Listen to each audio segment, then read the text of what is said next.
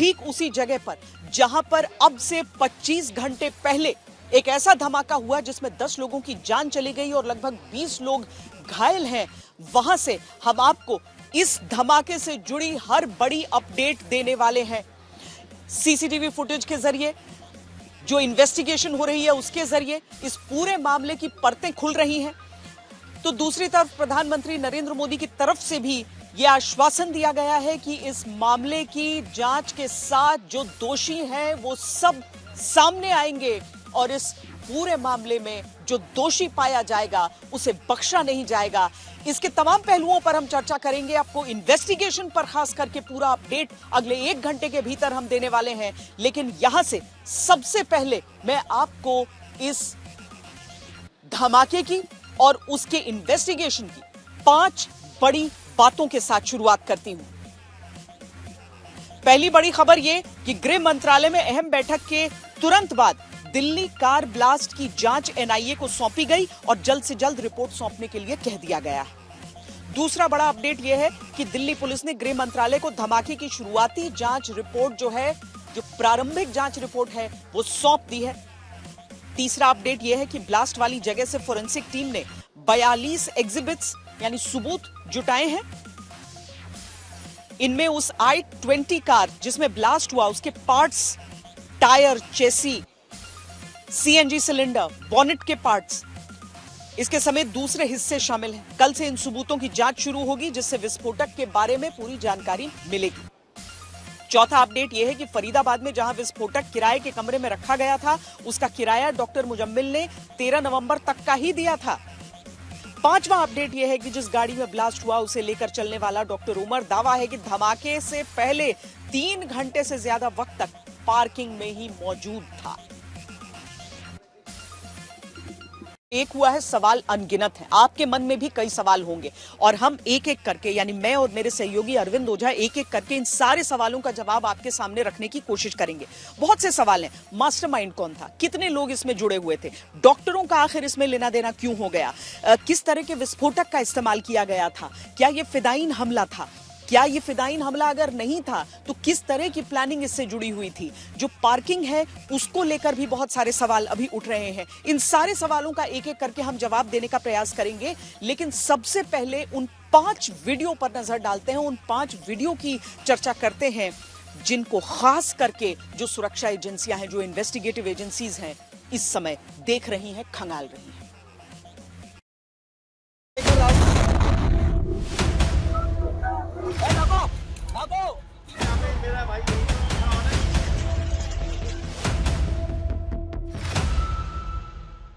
इसके पीछे के षड्यंत्रकारियों को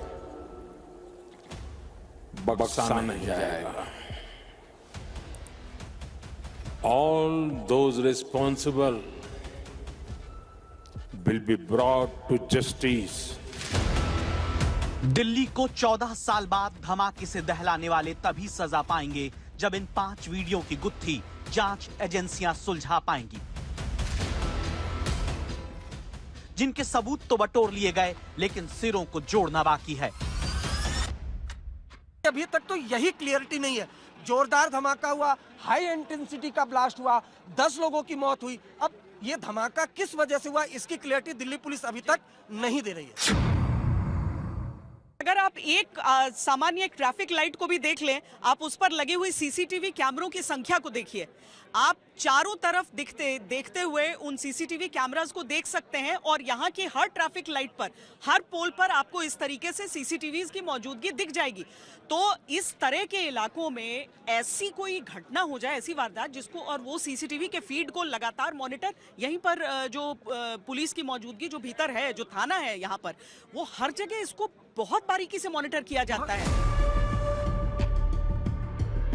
ऐसे ही हर सीसीटीवी कैमरे का सिरा पकड़कर धमाके वाली कार यानी सफेद रंग की Hyundai i20 कार, जिसका नंबर है HR26CE7674, इसके 5 वीडियो इस वक्त जांचे जा रहे हैं। वीडियो नंबर 1, तारीख 29 अक्टूबर, वक्त शाम 4:20 का, यानी दिल्ली में धमाके से 12 दिन पहले, जिस दिन दावा है कि यह कार पुलवामा के डॉक्टर उमर ने फरीदाबाद में खरीदी और उसी दिन इस कार की प्रदूषण जांच कराई जाती है। इस वक्त वीडियो में 3 लोग दिखते हैं। ये 3 लोग कौन हैं? एक अगर इनमें डॉक्टर उमर है तो बाकी 2 लोग इस वक्त कहां हैं? खबरदार करता पहला सवाल इसीलिए है, 29 अक्टूबर से 10 नवंबर शाम 6:52 के बीच कितने लोग इस धमाके वाली कार नंबर HR26CE 7674 से जुड़े रहे हैं? यह सवाल इसलिए क्योंकि धमाके के दिन जिस कार से ब्लास्ट होता है उसके दूसरे वीडियो में 10 नवंबर मतलब सोमवार को सुबह 8:13 पर बदरपुर टोल प्लाजा के सीसीटीवी में यह कार कैद हुई है। इस वीडियो को गौर से आप भी देखिए, आप भी खुद इस रिपोर्ट को देखते हुए जांचिए। इस वक्त कार में केवल एक शख्स ड्राइविंग सीट पर बैठा दिखता है। दावा होता है कि ये पुलवामा का डॉक्टर उमर है जिसने मास्क पहन रखा है। अब खबरदार करता ये सवाल आता है कि धमाके वाली कार लेकर सोमवार को अकेले डॉक्टर उमर ही निकला था। उमर मोहम्मद, ऐसा लगता है कि जिस तरह से उसके आतंकी मॉड्यूल के एक के बाद एक 8 लोग गिरफ्तार हुए, उसके बाद वो पैनिक हो गया, उसके बाद फिर वो I-20 कार लेकर, ऐसा लगता है कि पहले से भी तय साजिश थी, उसके बाद वो आता है और यहाँ पर धमाका कर देता है। क्या वाकई दिल्ली में धमाका हड़बड़ी का नतीजा है? क्योंकि जम्मू कश्मीर पुलिस, फरीदाबाद की पुलिस, उत्तर प्रदेश की ATS, ये सब मिलकर फरीदाबाद के मॉड्यूल को खत्म करने में जुट गए थे। क्योंकि जिस ब्लास्ट के तार पुलवामा से लेकर यूपी, हरियाणा और दिल्ली तक आकर जोड़े जा रहे हैं, क्या वहां पर लाल किले के पास उसी दिन को धमाका करने वाला डॉक्टर उमर चुनेगा जब सोमवार को दिल्ली का लाल किला सैलानियों के लिए बंद रहता है? ये भीड़ भाड़ वाला इलाका है। अगर सामने की तरफ आप जाएं, जो मैंने पहले भी दिखाया, लेकिन चूंकि आप समझ सकती हैं और समझा भी सकती हैं, सामने की तरफ अगर आप बोर्ड देखें तो इसमें क्या लिखा हुआ है? सोमवार को लाल किला बंद रहता है। लाल किला बंद रहता है। इस लाल किले परिसर के ये बैरिकेडिंग पूरी की जाती है और खासतौर से जिस तरह से एक बार भीड़, इसकी उग्र भीड़ इसके अंदर घुस गई थी, उसके बाद सुरक्षा एहतियात और ज्यादा यहाँ पर बढ़ाई गई है। जो सोमवार को लाल किला बंद रहता है, इस वजह से भीड़ कुछ कम यहाँ पर थी। धमाके वाली कार को लेकर चलने वाला डॉक्टर उमर क्या वाकई हड़बड़ा गया था? क्योंकि 2 और वीडियो सामने आए हैं जहां धमाके वाले दिन सोमवार को 3:19 पर सुनहरी मस्जिद की पार्किंग में डॉक्टर उमर दाखिल होता है। मुंह पर मास्क लगा है, कार में कोई और नजर नहीं आता। फिर इसके बाद शाम 6:48 पर पार्किंग से ये कार निकलती है। यहाँ भी डॉक्टर उमर दिखता है। इस बीच सीसीटीवी वीडियो में दावा है कि 3 घंटे 29 मिनट तक पार्किंग के भीतर डॉक्टर उमर लगातार इसी कार के भीतर बैठा रहा। तो सवाल है कि क्या धमाके वाली कार में किसी और के आने का इंतजार डॉक्टर उमर 3 घंटे 29 मिनट तक करता रहा? अगर कार को फिदायीन हमले की तरह ले जाकर लड़ा ही देना था तो उमर मास्क क्यों पहन रखा था? क्या ये साफ है कि डॉक्टर उमर भी धमाके में मारा गया या फिर उसने कार को स्लो मूविंग ट्रैफिक के बीच अचानक छोड़ दिया? डॉक्टर उमर के साथ 29 अक्टूबर को कार में दिखने वाले बाकी लोग इस वक्त कहां हैं? अरविंद ओझा के साथ हम ये बातचीत करते रहेंगे, लेकिन पहले मैं आपको उस रास्ते के बारे में बताती हूँ क्योंकि ये भी इन्वेस्टिगेशन का एक बहुत बड़ा पहलू है। सुनहरी बाग मस्जिद का जो पार्किंग है वो पीछे के हिस्से में है। उधर से गाड़ी चलती हुई इसी रास्ते पर आई, इसी सड़क के रास्ते पर चलती हुई आई। यहाँ पर आप देखेंगे मेरे बाईं तरफ, यहाँ पर सुनहरी बाग जो मस्जिद से आती हुई गाड़ी है वो यहाँ पर दिगंबर जैन मंदिर उसको क्रॉस किया। चांदनी चौक मार्केट का एंट्री एक ये भी हो जाता है, उसके आगे गौरी शंकर मंदिर हो जाता है। 400 मीटर आगे इलेक्ट्रॉनिक का बाजार है, उसको क्रॉस करते हुए, पार करते हुए, मेट्रो के अंडरग्राउंड स्टेशन को पार करते हुए वो गाड़ी आगे से यू टर्न लेती है। 400 मीटर लगभग आगे जाकर वो यू टर्न लेती है और वहां जहां पर आप सफेद देख पा रहे हैं मेरे पीछे, वहां पर रेड लाइट के पास आकर, यानी सबसे करीब जब वो गाड़ी पहुंचती है लाल किले के रेड फोर्ट के सबसे नजदीक जब पहुंचती है तो यहां पर आकर उसमें विस्फोट हो जाता है, जिसकी वजह से यह सीधा सवाल उठ रहा है कि क्या लाल किले के बेहद नजदीक पहुंचकर धमाका करना ही सबसे बड़ा उसका लक्ष्य था। जब से यह धमाका हुआ है 6:52, शम्स ताहिर खान भी यहाँ पर आ गए हैं, लेकिन अरविंद ओझा 6:52, आइए शम्स आइए, 6:52 से लेकर लगातार इस लोकेशन पर स्पेशल सेल के साथ NIA के इन्वेस्टिगेशन सारी चीजों को फॉलो कर रहे हैं और इसीलिए शम्स आइए, आप भी आइए हमारे साथ। देखिए, और अब जो चीज सामने आ रही है, सबसे पहले अरविंद एक पहलू को हम इन्वेस्टिगेट करना चाह रहे हैं यहां पर शम्स। और पहली चीज, बोनेट जो हल्का खुला हुआ दिखता है, पार्किंग की ही सीसीटीवी में वो दिखता है, उसके बाद रस्सी से बंधा हुआ दिखता है। क्या है ये मामला? देखिए, ये जो आपने सवाल पूछा, इसके लिए सबसे पहले चलते हैं बदरपुर का टोल प्लाजा। वहां पर जो सीसीटीवी में कैप्चर होती है i20 कार, वो सामान्य होती है, लेकिन जैसे ही वो आगे बढ़ती है और पार्किंग तक पहुंचती है तो कई ऐसे सीसीटीवी फुटेज वो दिल्ली पुलिस को मिले जिसमें पहले बोनट खुला हुआ नहीं था, उसके बाद बोनट खुला हुआ था, रस्सी से बांधा हुआ था। ऐसे में आशंका जताई जा रही है कि दिल्ली में एंट्री के बाद बहुत मुमकिन है कि उसमें आईडी फिट किया गया हो, एक्सप्लोसिव फिट किया गया हो, ये एक आशंका जताई जा रही है। लेकिन जो सबसे बड़ा एविडेंस मिला वो इनपुट तो आ गया था, लेकिन जो सबसे बड़ा एविडेंस मिला सीसीटीवी फुटेज से ही मिला, क्योंकि जब i20 कार कैमरे में कैद हुई और उसमें जो शख्स बैठा था उसको आइडेंटिफाई किया गया तो वही अब्सकॉन्डिंग टेररिस्ट था, डॉक्टर उमर मोहम्मद, जो कि फरीदाबाद और जम्मू कश्मीर में जो टेरर बस्ट हुआ था उसमें जो अब्सकॉन्डिंग टेररिस्ट था। और ये सबको मालूम भी था, फरीदाबाद पुलिस को मालूम था, जम्मू कश्मीर पुलिस को भी मालूम था कि ये अब्सकॉन्डिंग अक्यूज्ड है। एक तरफ 24 घंटे वहां पर सर्च ऑपरेशन चलता है, 2900 किलो एक्सप्लोसिव रिकवर होता है और उस ऑनगोइंग ऑपरेशन के दौरान वो आतंकी आता है लाल किले के पास और i20 कार में धमाका हो जाता है। शम्स, दिल्ली में हमने वो दौर भी देखा है जहां पर सीधे सीधे हम बसेस में भी जब ट्रैवल करते रहे यहाँ पर, उसमें ये हमेशा कहा जाता था, लिखा रहता था कि अगर कोई संदिग्ध वस्तु देखते हैं तो उसके बारे में बता दीजिए। ये जो इतने लंबे फासले जिसमें हम सब दिल्ली में रहते हुए बहुत सुरक्षित महसूस करते रहे हैं, इतने दिनों बाद ये जो सीसीटीवी का एंगल इसमें आ गया है, यानी एक कोई एंगल ही नहीं है उसके बदरपुर से निकलकर यहाँ तक आने में जो कि छूट जाए, वो सारी चीजें सामने रहेंगी। असल में श्वेता, अगर आप ध्यान से देखें तो हमारे देश में जितने भी टेररिस्ट अटैक हुए हैं अब तक, ये पहला ऐसा मामला जिसमें एक चलती कार में अटैक हुआ है। जो मॉड्यूल है, चाहे आप जिस बात करें, आप जैसे पुलवामा को इससे नहीं जोड़ेंगे, वो चलती गाड़ी आकर वो काफिला है, क्योंकि वो फोर्सेस को निशाना बनाते हैं। लेकिन दिल्ली में चलती कार में लाल किले के सामने ये धमाका, तो इसीलिए ये बड़े सवाल हो रहे हैं कि क्या टारगेट ये था, क्योंकि 3 घंटे 4 मिनट तक पार्किंग में वो बैठा हुआ है, 3 घंटे 4 मिनट तक वो उतरता नहीं है, उसके बाद बाहर निकलता है, 15 मिनट के अंदर यूटर्न लेके आता है और यहाँ पे धमाका, जबकि पास सामने चांदनी चौक है, बहुत सारे यहाँ पे धार्मिक स्थल हैं। तो इसीलिए एक सवाल उठ रहा है कि क्या वाकई ये टारगेट था, गफलत से ये धमाका हुआ, पैनिक सिचुएशन में हुआ? क्योंकि उससे कुछ मिनट पहले जम्मू कश्मीर पुलिस ने एक ट्वीट किया था कि तुम कहीं भी छुपो बच नहीं पाओगे, और सुबह उन्होंने प्रेस रिलीज जारी किया था, ये डॉक्टर उमर के लिए। ये ऑनगोइंग ऑपरेशन था ये पूरा, जिस तरह से, और बिल्कुल इसमें अच्छा, जो शम्स भी बता रहे थे, इसमें अच्छा काम तो हुआ था, क्योंकि जम्मू कश्मीर में पनपा ये जो पूरा टेरर मॉड्यूल, एक लिंक मिला पोस्टर से, उसके बाद जम्मू कश्मीर पुलिस ने ऑपरेशन चलाया, वहां धरपकड़ हुई, उसके बाद फरीदाबाद पुलिस के साथ ज्वाइंट ऑपरेशन हुआ, धरपकड़ हुई, लेकिन एक लूज पॉइंट छूटा। और यहीं पर हम इसलिए बोल रहे हैं कि क्यों एक लैक ऑफ कोऑर्डिनेशन है, क्योंकि जब वहां पर इतना बड़ा ऑपरेशन चल रहा है, पहले 350 केजी अमोनियम नाइट्रेट रिकवर होता है, उसके बाद कुल मिलाकर 2900 केजी एक्सप्लोसिव रिकवर होता है, डॉक्टर अरेस्ट होते हैं, एक जो उसमें डॉक्टर है वो फरार हो जाता है। अब ये बात फरीदाबाद पुलिस को मालूम है, जम्मू कश्मीर पुलिस को मालूम है, तो जाहिर सी बात है फरीदाबाद से सटा क्या है, दिल्ली, तो दिल्ली पुलिस को भी मालूम होगा और तस्वीर भी होगी। उसके बावजूद भी वो टेररिस्ट फरीदाबाद से दिल्ली में एंट्री करता है, बदरपुर बॉर्डर से कई किलोमीटर तक सफर करके लाल किले के पास आता है। इसलिए ये भी देखा जा रहा है क्या लैक ऑफ कोऑर्डिनेशन है, क्या एक ऐसी चूक हुई। मास्क भी लगाया था, एक तो अव्वल मास्क उसने लगाया था शम्स, दूसरा क्या आपको वो ट्वीट लग रहा है कि वो एक अहम रहा उस गफलत की? दो चीजें हैं जो सवाल पैदा कर रही हैं। पहला ये कि इससे पहले देश में कभी चलती कार में ब्लास्ट हुआ नहीं। कोई भी आतंकवादी जब इस तरह के हमले करता है उसके दो ही मकसद होते हैं, एक ज़्यादा से ज़्यादा नुकसान करना, दूसरा इंटरनेशनल पब्लिसिटी हासिल करना। उसके लिए आप लाल किला जैसी जगह है या फिर बाकी सरकारी इमारतें हैं, बाकी आप जगहों को निशाना बनाकर नुकसान ज़्यादा पहुंचा सकते हैं।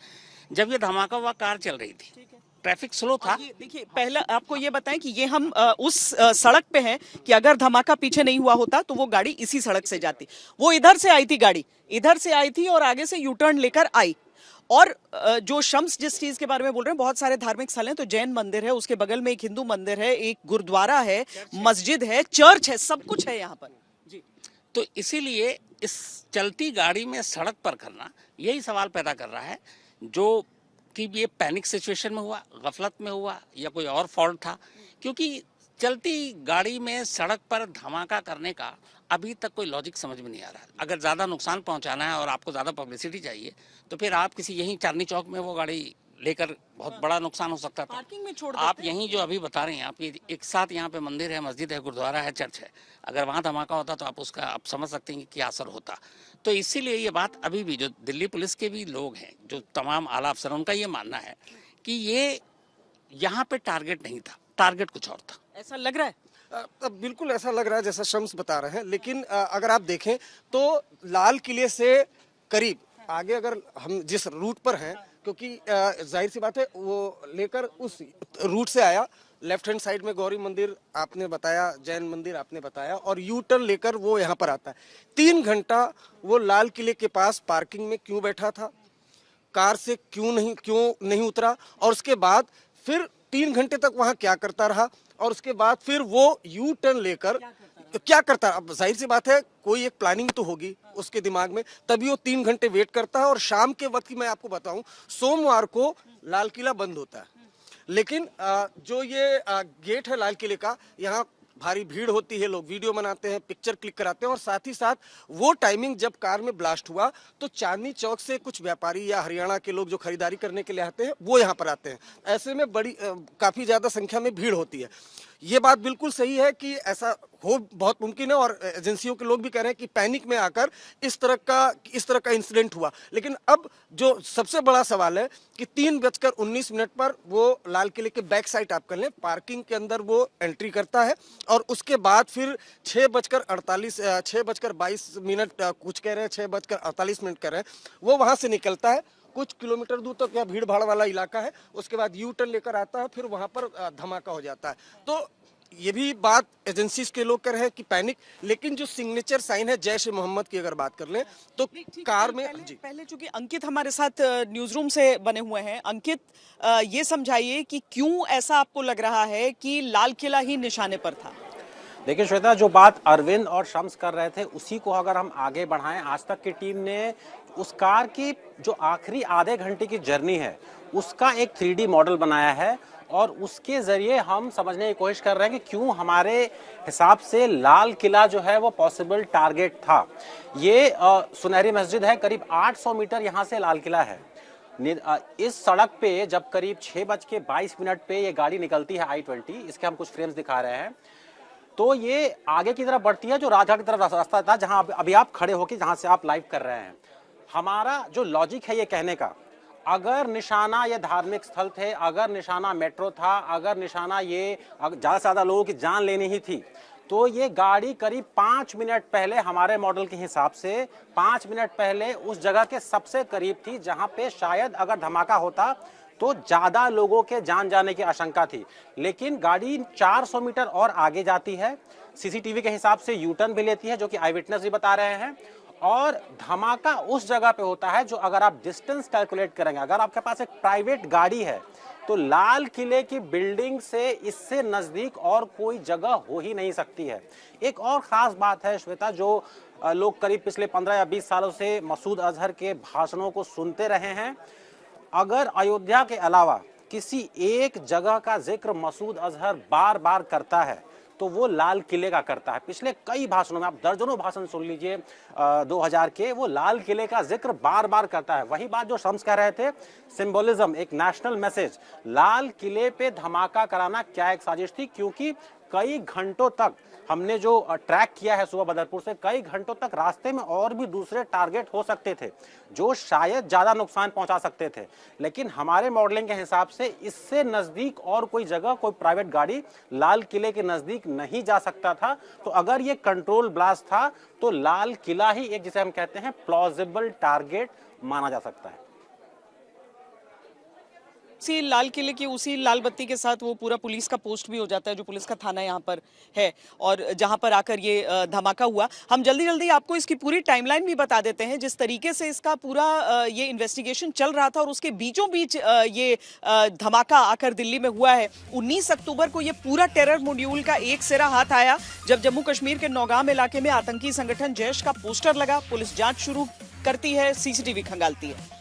फिर 28 अक्टूबर को पुलिस को फरीदाबाद के अल फलाह मेडिकल कॉलेज में पढ़ाने वाले डॉक्टर मुजम्मिल का सुराग मिलता है। इस सुराग को खंगालने के दौरान 6 नवंबर को सहारनपुर में जम्मू कश्मीर पुलिस अनंतनाग के डॉक्टर आदिल को पकड़ लेती है। आदिल को एक सीसीटीवी वीडियो के आधार पर पकड़ा गया। 7 नवंबर को पुलिस आदिल को लेकर अनंतनाग जाती है। वहां सरकारी मेडिकल कॉलेज में पहले पढ़े आदिल के लॉकर से दावा होता है कि AK-47 मिलती है। इस बीच पूछताछ के आधार पर 9 नवंबर को फरीदाबाद में डॉक्टर मुजम्मिल को पकड़ा जाता है, जो पुलवामा का रहने वाला है। 10 नवंबर की सुबह तक ये खबर आ जाती है कि फरीदाबाद में मुजम्मिल ने किराए पर 2 जगह कमरा लेकर सैकड़ों किलो विस्फोटक छुपा रखा था।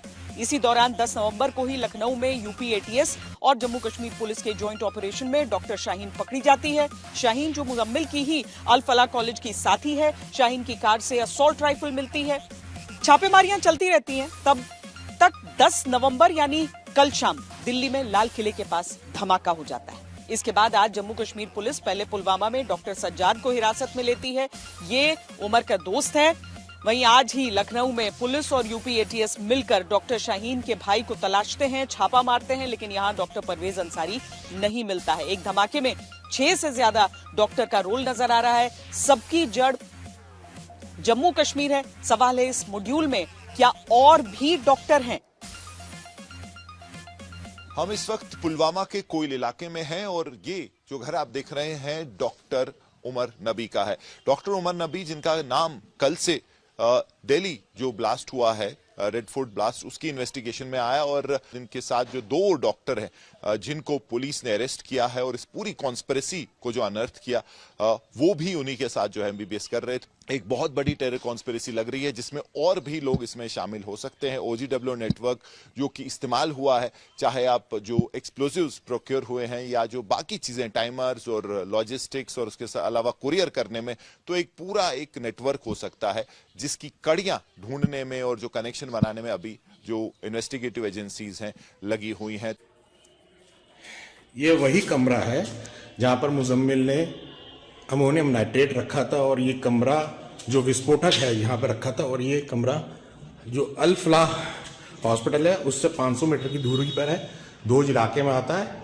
और एक मद्रासी नाम के शख्स से इन्होंने कमरा किराए पे लिया था 1200 रुपये महीने पर और 2 महीने का कमरे का एडवांस दिया था। आप देख सकते हैं दरवाजे पे ताला लगा हुआ है। ये पुलिस जब आई थी तो ताला तोड़ा था और अभी ये पूरा इलाका, पूरा कमरा बंद है।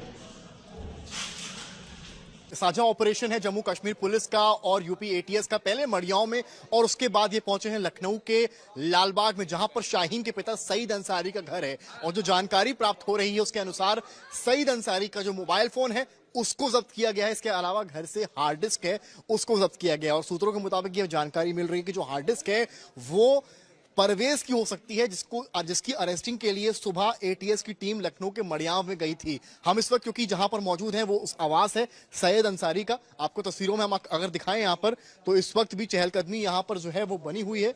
ये वो आवास आपको हम दिखा रहे हैं जहां पर जो है यहाँ पर ये देखिए ये आवास है। यहीं पर ATS की टीम पहुंची थी। इसी आवास पर सईद अंसारी इसी गेट से बाहर आए थे।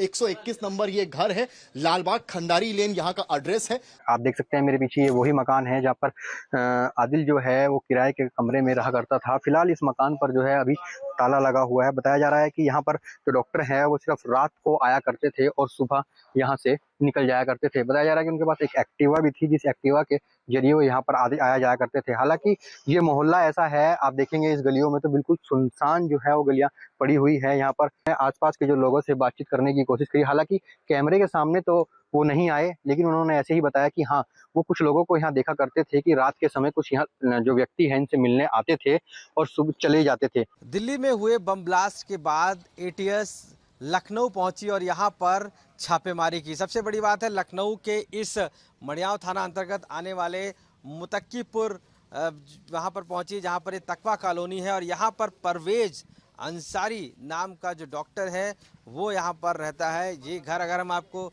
तस्वीर दिखाएंगे तो आप पाएंगे कि ये वो घर है परवेज अंसारी का जो इस कॉलोनी में रहता है और इस पर ATS ने छापेमारी की। यहाँ पर छापेमारी के दौरान बहुत ही तरीके का जो लिटरेचर है वो बरामद हुआ है। इसके साथ साथ लिटरेचर के साथ साथ कई तरीके की जो मेडिसिन है वो बरामद हुई हैं जिसको ATS ने अपने कब्जे में लिया है।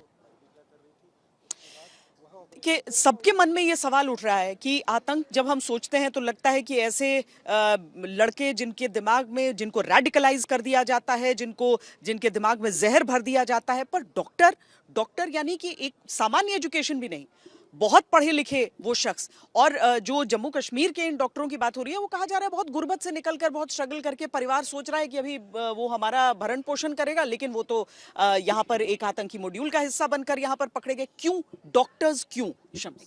ये शुरू से रहा है कि डॉक्टर हैं, ये पहली बार नहीं है, इंजीनियर हैं, बहुत पढ़े लिखे हैं, है ना, इवन ISI हो या फिर ये जो जैश का है पहली बार जो मॉड्यूल आया ना, इसमें एक बड़ी खतरनाक चीज़ है, वो ये कि ये जितने भी डॉक्टर हैं, चाहे मुजम्मिल हो, आदिल हो, उमर हो और डॉक्टर शाहीन हो जो लेडी डॉक्टर इकलौती, इन सभी का तार एक फरीदाबाद में एक मौलाना से जाकर जुड़ता है, और जिसके घर से भी अमोनियम नाइट्रेट मिला है, तो कहते हैं जो रेडिकलाइज करने का पूरा खेल हुआ है, और इस मौलाना से बाकी ऐसी तमाम और भी लड़के हैं जिनके साथ रिश्ता है, जिसको इस वक्त खंगाल रही एजेंसियां भी, अब तो NIA देखेगी। तो कहीं ना कहीं ये सारा एक ब्रेन वॉश जो है ये वहाँ से आया, और ये सिर्फ अभी तो 4-6 नाम आ रहे हैं, इस मॉड्यूल में और कितने हैं, लेकिन ये पहली बार ऐसा है जब एक ही पेशे से जुड़े हुए एक लोगों को लेकर एक टीम बनाई गई जिसमें सारे डॉक्टर हैं। ये इससे पहले कभी नहीं हुआ। वाकई नहीं, आपने जो सवाल पूछा, अब ये डॉक्टरों का मॉड्यूल क्यों बनाया गया, इसके पीछे एक वजह है कि पहले इंजीनियर, जैसा शमसून बताया, और कई बार ऐसा हुआ, 2008 के ब्लास्ट में कई इंजीनियर और सिलसिलेवार में इंजीनियर शामिल रहे। इस बार और चूंकि ऑनलाइन जो रेडिकलाइजेशन है उस पर इंटेलिजेंसीज की खासी नज़र है, कई क्रैकडाउन भी हो रहे हैं, गुजरात ATIS ने किया, दिल्ली पुलिस ने किया, तो एक नया मॉड्यूल तैयार हुआ डॉक्टर का, जो आम लोगों के बीच रहता है, लोगों का इलाज करता है। अब जो सहारनपुर से अरेस्ट हुआ है वो दिल का इलाज करता है, तो डॉक्टरों की एक पूरी टीम बनाई गई। लंबे वक्त तक ऑनलाइन रेडिकलाइजेशन भी हुआ और फिजिकली रेडिकलाइजेशन हुआ, और लंबे वक्त से मॉड्यूल चला था। आप अंदाजा लगाइए कि यही मॉड्यूल कश्मीर में पोस्टर लगाता है, तब पहली बार लीड मिली थी। तो ये जो डॉक्टर की बात करें, जिंदगी देता है, ये तो डॉक्टर डेथ। हिपोक्रेटिक ओथ का मतलब क्या रहेगा? बिल्कुल, अगर इस तरह की चीज सामने आ रही है। एक और देखिए, एक और गिरफ्तारी हुई है, बड़ी खबर ये आ रही है, फरीदाबाद में विस्फोटक मिलने के मामले में एक और गिरफ्तारी हुई है। शोपियां में इमाम इरफान अहमद वाघा उर्फ मोवी को गिरफ्तार किया गया है। काउंटर इंटेलिजेंस ऑफ कश्मीर ने श्रीनगर पुलिस की मदद से इरफान अहमद को पकड़ा। इरफान शोपियां की एक मस्जिद का इमाम है और उस पर कट्टरपंथ में शामिल होने का संदेह है। उसकी गिरफ्तारी फरीदाबाद में विस्फोटकों की बरामदगी से संबंधित मामले में हुई है।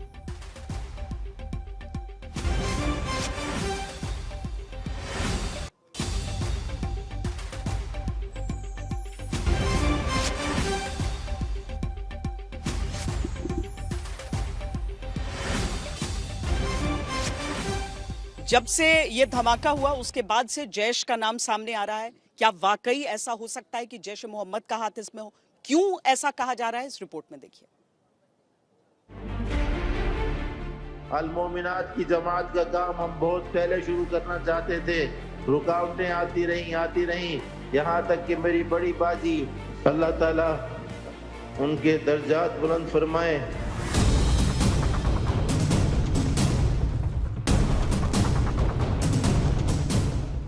देश के मोस्ट वांटेड आतंकवादी मसूद अजहर के सुबकने की आवाज, उसकी एक बड़ी साजिश के खुलासे पर देश दुनिया ने सुनी। मौका था जैश ए मोहम्मद की तरफ से आतंक की ब्रिगेड में महिलाओं की भर्ती का, जिसका जिम्मा मसूद अजहर ने छोटी बहन को सौंपा, क्योंकि बड़ी बहन ऑपरेशन सिंदूर में मारी जा चुकी है। इसी इंतजार में जामे शहादत नौश फरमा गई, तो उसके बाद फिर ये इरादा हुआ कि अब इस काम को मजीद मौखर न किया जाए।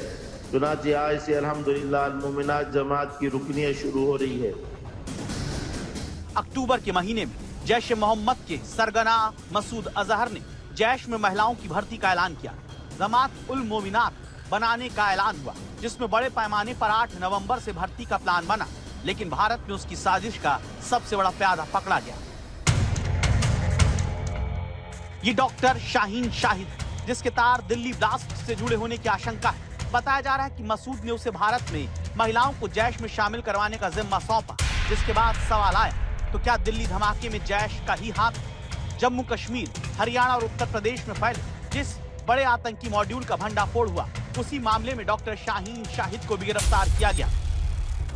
इस जिस आवास को हम दिखा रहे हैं वो शाहीन का आवास है। शाहीन और परवेज सगे भाई बहन हैं और सईद अंसारी के बेटे और बेटी हैं। ये 121 नंबर खंडारी लेन का आवास है जहां पर कुल मिलाकर रहते हैं। कौन रहता है? सईद अंसारी, जिनको लेकर लगभग 1 घंटे यूपी एटीएस की टीम ने जम्मू कश्मीर की पुलिस के साथ ये पूरी पूछताछ की है, पड़ताल की है। इस बीच में यहाँ के एक लोकल आदमी को भी सईद अंसारी की शिनाख्त के लिए बुलाया गया, जिससे ये प्रूव हो पाए कि वो जिनसे इंटरोगेशन हो रहा है ये कंफर्म हो पाए कि वो सईद अंसारी शाहीन और परवेज के पिता ही हैं। लखनऊ में यूपी एटीएस और जम्मू कश्मीर पुलिस ने एक साथ शाहीन के घर जाकर पड़ताल की। इससे पहले उसके भाई डॉक्टर परवेज अंसारी के घर पर 3 घंटे तक तलाशी ली गई। घर से कई दस्तावेज, डिजिटल डिवाइस, कार और बाइक बरामद हुई। बरामद कार पर लखनऊ की इंटीग्रल यूनिवर्सिटी का पास लगा हुआ मिला। जैश की महिला विंग आतंक की नई रणनीति का हिस्सा है, जिसमें महिलाओं को मनोवैज्ञानिक युद्ध, प्रचार और फंडिंग जैसे कामों में शामिल किया जा रहा है। इस संगठन की अगुवाई पाकिस्तान में मसूद अजहर की बहन सादिया अजहर कर रही है। जैश ने महिलाओं को धार्मिक जिम्मेदारियों और जिहाद के नाम पर जोड़ने की योजना बनाई, जिसमें उन्हें प्रशिक्षण देकर संगठन के मिशन में शामिल किया जा रहा है।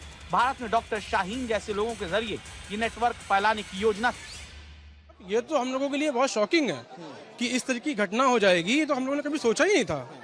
हम लोगों का बचपन इसी मोहल्ले में बीता, यही हम लोग पले हुए बड़े हुए, बट इस तरह की घटना हो जाएगी ये तो बहुत मोहल्ले के लिए बहुत शर्मनाक घटना है। ये बताया गया है शाहीन और परवेज दोनों भाई बहन हैं। परवेज का घर एक मड़ियाओं में भी, जो इंटीग्रल यूनिवर्सिटी में प्रोफेसर है।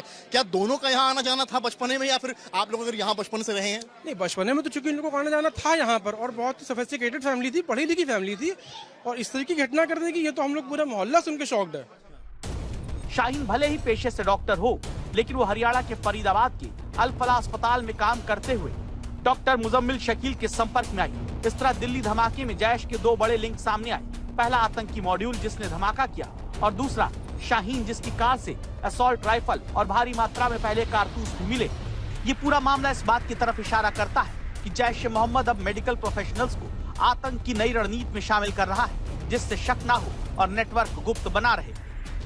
जैश मोहम्मद इस तरह के गाड़ी में के थ्रू अटैक करते रहे हैं, और गाड़ी में अटैक करने का मतलब होता है कि वो आदमी को फिदायीन होना पड़ेगा। आदमी उतना कमिटेड टेररिस्ट होना चाहिए जो अपनी जान देने के लिए इस काम के लिए तैयार हो।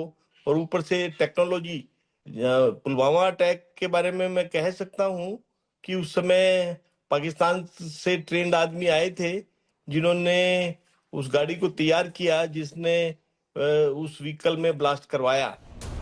दिल्ली धमाके का जैश से कनेक्शन जुड़ने की दूसरी वजह हमले में गाड़ियों का इस्तेमाल है। लाल किले के पास हुए धमाके में पेशे से एक डॉक्टर ने कार चलाते हुए खुद को उड़ा लिया। इसी तरह जैश-ए-मोहम्मद ने 14 फरवरी 2019 को कश्मीर में आत्मघाती हमले को अंजाम दिया था, जिसमें देश के 46 सैनिक शहीद हुए थे। पाकिस्तान के आतंकियों को सबक सिखाने के लिए भारत ने पहले एयर स्ट्राइक की और फिर ऑपरेशन सिंदूर को लॉन्च किया। पाकिस्तान में लश्कर और जैश के ठिकाने भी तबाह हुए, लेकिन इन तस्वीरों ने बता दिया कि पाकिस्तान की सरकार की शह पर जैश जैसे आतंकी संगठन दोबारा खड़े होने में जुट गए हैं। पीओके के मुजफ्फराबाद में फिर से जैश-ए-मोहम्मद के तबाह ठिकाने को बनाने की बात पाकिस्तानी सरकार की तरफ से की जा रही है। ऑपरेशन सिंदूर में तबाह हुए जैश के मरकज में वहाँ के केंद्रीय मंत्री राणा मोहम्मद और नेता अफसर गए थे, जिसने जैश और पाकिस्तान सरकार के नेटवर्क को एक बार फिर बेपर्दा कर दिया है। 14 साल बाद ऐसा हुआ है कि एक धमाके ने दिल्ली को दहलाया है। मोदी सरकार इसको लेकर बेहद संजीदा है, क्योंकि जो सरकार ये दावा कर रही थी कि उसके राज में कहीं पर भी कोई आतंकी हमला किसी शहर में नहीं देखने को मिला है, वहां पर दिल्ली में अगर ऐसा धमाका होता है तो उसको लेकर संजीदगी दिख रही है। केंद्रीय गृह मंत्री अमित शाह ने सुरक्षा एजेंसियों को दिल्ली विस्फोट के लिए जिम्मेदार हर शख्स को ढूंढ निकालने का आदेश दिया है। उन्होंने कहा, दिल्ली विस्फोट में संलिप्त प्रत्येक दोषी को हमारी एजेंसियों के कहर का सामना करना पड़ेगा।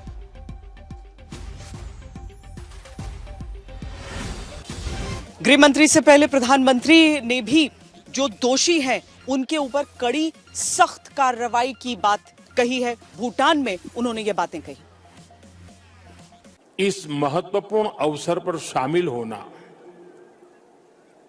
भारत का और मेरा कमिटमेंट था। लेकिन आज मैं यहां बहुत भारी मन से आया हूं। दिल्ली के लाल किले के पास धमाके के 17 घंटे बाद भूटान पहुंचकर प्रधानमंत्री नरेंद्र मोदी ने दो बातें बहुत साफ कही। दिल्ली में धमाके के बावजूद वो भूटान गए क्योंकि अपने इस पड़ोसी देश को लेकर भारत की प्रतिबद्धता है, लेकिन प्रधानमंत्री मोदी ने वहीं से देश को भरोसा दिलाया जो दिल्ली में हुए भयानक धमाके के बाद दोषियों को खोज रहा है। कल शाम दिल्ली में हुई भयावह घटना ने सभी के मन को व्यथित कर दिया है। मैं पीड़ित परिवारों का दुख समझता हूं। करीब 7 महीने बाद ऐसा दोबारा हुआ है। इससे पहले अप्रैल महीने में प्रधानमंत्री नरेंद्र मोदी ने पहलगाम हमले के बाद इसी तरह से देश को विश्वास दिलाया था। 22 अप्रैल को पहलगाम हमले के 2 दिन बाद पीएम मोदी ने जो वादा किया उसे पूरा करके भी दिखाया था। सोमवार को भी प्रधानमंत्री नरेंद्र मोदी ने देश को ये विश्वास दिलाया कि दिल्ली बम धमाके के दोषी बख्शे नहीं जाएंगे। मैं कल रात भर इस घटना की जांच में जुटी सभी एजेंसियों के साथ, सभी महत्वपूर्ण लोगों के साथ संपर्क में था, विचार विमर्श चलता था, जानकारियों के तार जोड़े जा रहे थे। हमारी एजेंसियां इस षड्यंत्र की तह तक जाएगी। इसके पीछे के षड्यंत्रकारियों को बख्शा नहीं जाएगा। मई में ऑपरेशन सिंदूर के जरिए दुनिया ने भारत की ताकत आतंक के खिलाफ देखी, पाकिस्तान को घुटनों पर आते देखा, जिसके बाद खबरदार करता सवाल है कि अब की बार क्या होगा। All those responsible will be brought to justice. प्रधानमंत्री का ये बयान अपने आप बहुत अहम है, क्योंकि अब तक इस बात की पुष्टि नहीं हुई कि लाल किले के सामने जो कार में बम धमाका हुआ क्या वो आतंकी हमला है। इसे लेकर तस्वीर साफ होना अभी बाकी है, इसलिए किसी नतीजे पर नहीं पहुंचा जा सकता। लेकिन प्रधानमंत्री नरेंद्र मोदी ने दोषियों को कड़ी सजा देने की बात कही है, क्योंकि जिस धमाके ने दिल्ली और देश को दहलाया उसके शिकार लोगों की शवों की पहचान तक करना मुश्किल हो गया। इस धमाके में जान गंवाने वालों में दिल्ली के अमर कटारिया भी शामिल हैं, जिनके शव की पहचान टैटू से हो पाई। अमर कटारिया की चांदनी चौक के भगीरथ पैलेस में दवा की दुकान है। 34 साल के अमर कटारिया को घूमने और बाइक चलाने का शौक था। 4 साल पहले उनकी शादी हुई और 3 साल का एक बेटा है। सोमवार शाम उन्हें परिवार के साथ डिनर पर जाना था। इससे पहले ही धमाके ने सब कुछ बदल दिया। अस्पताल से टैटू देखकर पिता ने अपने बेटे की पहचान की। माँ को पहला प्यार और पिता को अपनी ताकत बताने वाले अमर का परिवार टूट चुका है। माँ, पिता और पत्नी सदमे में हैं, जबकि उनका बेटा अब कभी नहीं जान पाएगा कि उसके पिता कितने जिंदा दिल थे। वहाँ से गुजर रहा था मेट्रो पे जाने के लिए, अपना घर को जाने के लिए, तो वहीं ब्लास्ट हो गया, उसके सिर पे लगा। सिर पे लगने पर वहीं हो गया और डेड हो गया। क्या एक घर का इकलौता चिराग था? हाँ जी, एक लड़का ही था, यही लड़का। अच्छा, अब एक इसका लड़का है। कितने 3 साल का है। 3 साल का। ऐसी ही दर्दनाक कहानी अमरोहा के अशोक कुमार की है, जो दिल्ली धमाके में मारे गए। अशोक दिल्ली में बस कंडक्टर थे। 3 बच्चों और बूढ़ी माँ का सहारा। ड्यूटी खत्म होने के बाद वो घर लौट रहे थे, लेकिन धमाके में जान गंवा बैठे। दिल्ली ब्लास्ट में घर के इकलौते चिराग के बुझ जाने के बाद परिवार के सामने रोटी के लाले पड़ने की आशंका है। अभी हमारा चचेरा भाई है, वो दिल्ली रह रहा था, उसके बारे में जानकारी मिली है। जैसे भी जानकारी कर रहे हैं, न्यूज वगैरह से जानकारी, थाने से जानकारी मिली है, अब हम वहाँ जा रहे हैं। तो क्या क्या बताया गया? जो ब्लास्ट हुआ था दिल्ली में, उसमें तुम्हारा भाई भी खत्म हो गया। दिल्ली में 14 साल बाद इतना बड़ा धमाका हुआ। 7 सितंबर 2011 को दिल्ली हाई कोर्ट के बाहर हुए धमाके में 17 लोगों की जान गई थी। इसके 14 साल तक शांति बनी रही। लोग आतंक के खौफ को करीब करीब भूल गए थे, लेकिन बेफिक्री के इसी आलम में सोमवार को हुए ब्लास्ट ने शांति के सिलसिले को तोड़ दिया। धमाके के बाद लोग एक बार फिर हैरान परेशान भागते दिखे। ब्लास्ट के बाद भगदड़ और दहशत का माहौल दिखा। ये धमाका इतना ज्यादा शक्तिशाली था कि आसपास की दुकानों और इमारतों के शीशे टूट गए। लाल किले के पास जैन मंदिर तक को नुकसान पहुंचा। इंटेंसिटी जो थी वो बम की काफी ज्यादा जबरदस्त थी, जिसके चलते आप देख सकते हैं मंदिर परिसर के आसपास का ये पूरा हिस्सा अगर आप देखेंगे, ये खिड़की का मॉडलिंग है वो पूरी तरह से टूट गया। इसके अलावा शीशे ही शीशे इस वक्त जो है वो टेबल पर बिखरे हुए हैं। ये पूरा विंडो है वो इस वक्त यहाँ से पूरी तरह से डैमेज हो चुका है। जब सामने आप रोड देख रहे हो तो उस रोड पे जब मैं निकला तो वहाँ देखा कि मैंने मानव अंग पड़े हुए हैं, तो उनके चीथड़े पड़े हुए थे, तो मैं काफी ज्यादा परेशान हो गया। तो सोमवार को दिल्ली में ऐसा धमाका हुआ जिससे इंसान हवा में उछल गए। जिस कार में धमाका हुआ उसने आग की गोली में बदलकर आसपास के लोगों को, इलाके को झुलसा दिया। ये ब्लास्ट सरकार के लिए भी इसलिए बड़ी चुनौती है क्योंकि पिछले 11 साल में कश्मीर के बाहर कोई बड़ा ब्लास्ट नहीं हुआ। इसे केंद्र की सरकार अपनी उपलब्धि बताती रही, लेकिन दिल्ली धमाके के बाद अब फिर सवाल उठने लगे। हम सभी एंगल्स को ओपन रखकर सभी दृष्टि से जांच कर रहे हैं। घटना किस कारण से हुई ये अभी कहना बहुत मुश्किल है। सबसे बड़ा सवाल दिल्ली की सुरक्षा से जुड़ा। इस मामले में बड़ी खबर आ रही है, दिल्ली धमाके पर बड़ी खबर आ रही है। सूत्रों के अनुसार घबराहट में यह धमाका हुआ।